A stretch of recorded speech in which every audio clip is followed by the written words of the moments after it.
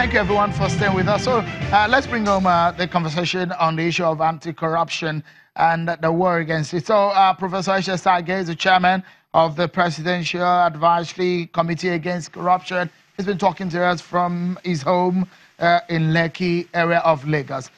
Quickly, Professor, because we have just a little time to discuss this.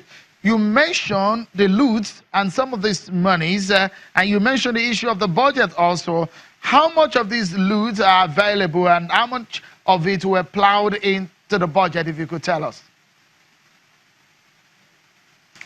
Initially, 500 billion was plowed into the budget.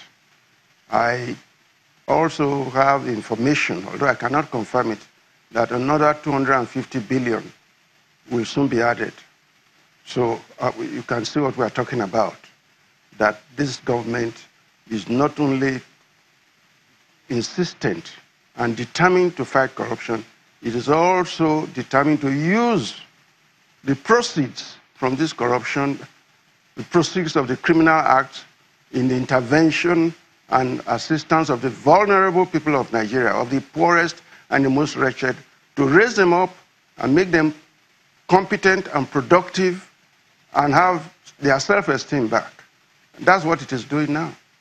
So in all, Professor Sage, are you saying that because of the responsibility on your hands, if we conclude this conversation tonight on the issues of anti-corruption, if you are asked today to give account of what this government is doing or has done in terms of corruption, and you are supposed to, if you are to speak for this government in this regard, and you're being asked about the war against corruption, would you say it has been successful?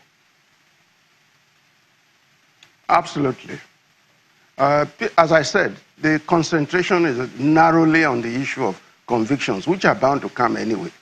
But you see, the question of recovery of assets is a major issue. I tell you, if you have a looter whose loot has been completely taken away, he is the most wretched man on earth. And in fact, a prison term is not even going to do worse for him. And that is what is happening. A lot of these assets are being recovered on a daily basis. If you invite the FCC particularly, they'll give you the full list. It's mind-boggling. All that money and assets have been recovered. That's a major march forward in the fight against corruption. All right, let's... as I also said...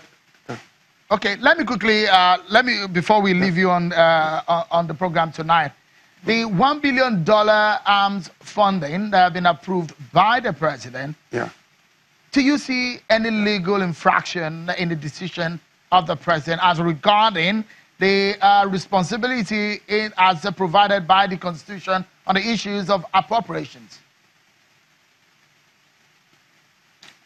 Well, I think thinking of everything, treating every matter politically rather than rationally is the cause of all this confusion. The president has to approve before it goes to the National Assembly.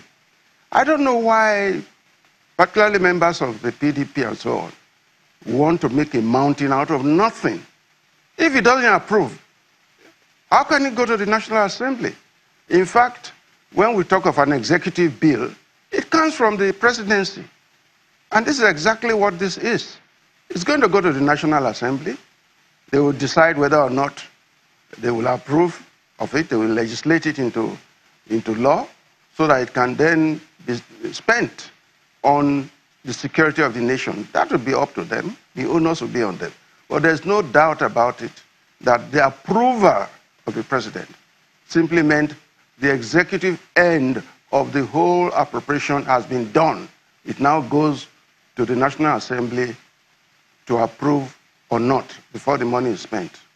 All right, we must leave you at this time. Professor Sage, Chairman, Presidential Advisory Committee Against Corruption. Thank you so much for your thoughts tonight on Sunday Politics. So we've broadened the conversation and the panel tonight. I have joining me and joining the panel a security consultant who has spent a lot of time in research on the issues of terrorism. Mr. Ladi Thompson is also a pastor here in Lagos. Thank you so much for your time on the program.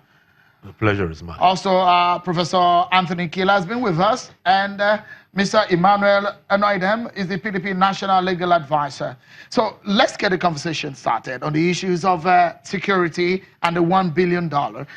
From your perspective, needed money? Well, let me answer you from the position of a man who has seen mothers cry when their children were kidnapped. Let me answer you from the perspective of a man who has seen young people butchered.